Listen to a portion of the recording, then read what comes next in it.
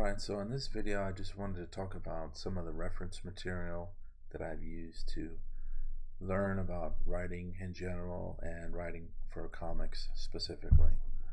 So I have this list up on my Patreon page. I just put it up. It's not every single book that I've ever read, but it's some, I guess, the most pertinent ones.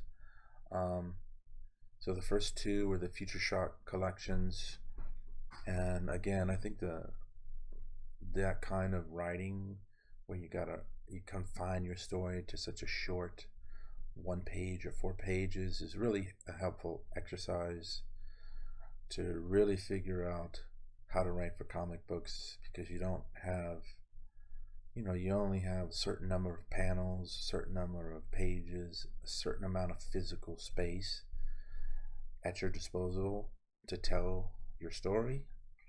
And so learning how to be very concise and succinct is really important, and writing short stories for this I think is really good. Let me see, the number 5, like this, it's a book that I found. I was just in the bookstore and I just looked through, and there was this book. It's actually pretty good.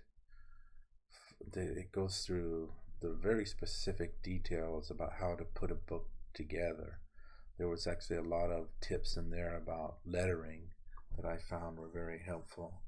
The Will Eisner has several books about it's mostly for an artist, but like the number 11 and 12, the books by Klaus Janson, I think that it's also very helpful as a writer to understand what an artist or all the other people, and the letterer, the colorist, what they have to do to put together the book. And once you understand like what other people have to go through, then it helps to make your writing better. Let me see, the On Writing by Stephen King. I actually thought it was a pretty good book. I don't really like Stephen King's books that much. I'm not a huge fan of his, but this book it was really good for just basically talking about the whole philosophy of writing. Is you gotta look at writing as a job. It's just, if you want to be a writer, you gotta write. So every day, sitting down and writing something, no matter what it is, just get to it. And I was really surprised by how humble he came across in this book, because I don't know if there's anybody bigger, current modern day authors that have a bigger name than Stephen King, but he was like, seemed very humble, talking about himself and his career and just all of the things he had to go through. And it wasn't easy for him, and he didn't come out right out of the gate becoming like some superstar or anything. He just had to put his work in, and to get to where he is now. I think that kind of thing is helpful to know. Is you just got to keep working at it. That's what I'm trying to do. The books by Scott McCloud are really good. It's interesting. Understanding comics and making comics. They're pretty famous books in the whole industry. If this kind of thing, pretty much required reading if you want to get into the comics. And the first book that I ever read, I think, to learn how to write was the Screenwriting 434 by Lou Hunter. I think he's a professor at the UCLA Film School, and he's been there forever, and he's been an actual produced writer. And the book was really good because he goes through step by step of actually writing a screenplay that was later made into a TV movie. and I read that really long time ago. I think it was I was a teenager, but that's a pretty good book. And even though it's screenwriting, I think screenwriting is very similar to writing for a comic book, so it's can still be helpful. The last one is Story by Robert McKee, and again, this is like required reading for people that are in the film industry.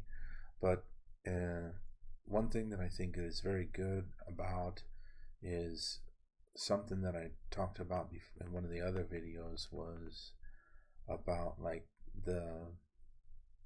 one of the main things about writing for comics is understanding the pacing, and the pacing as it relates to like the page turns. You want to have sort of like a mini cliffhanger on every single page. And in this book, the way that it relates is he's talking about the story beats in a screenplay. And to me, the story beats in a screenplay relate to like the page turns in a comic book. So these beats are the kind of things you need to really take note of when you're writing a comic book, and to know where they should go, like right at the end of the page or right at the beginning of the following page, and that's how you figure out the page turns. Again, so this list is not every single book that I've ever read, but I think it's a pretty good, at least starting point, to help learn about writing for comics. The other thing is obviously just reading comic books. And you see here, like if you go to Comixology, they have a lot of free comics that you can get. So, and not only here, but I've seen a bunch of libraries that have free comic books too. So you don't have to have a lot of money to do this, which I don't have either. So it's a great deal for me to to have this resource, to be able to just read samples of other people's comics and see what works and what doesn't work. And you can do it for free. You can do it on Comixology, or you can just go to the library. So yeah, that's about it for this video. I just wanted to you can see this list on my Patreon page again. So I think this might be useful for some people to help them figure things out. It definitely helped me a lot. But obviously the other thing is just writing every day, writing something, either a short story, a couple pages, an issue, a whole series, whatever. Just write. So yeah, that's it for this one.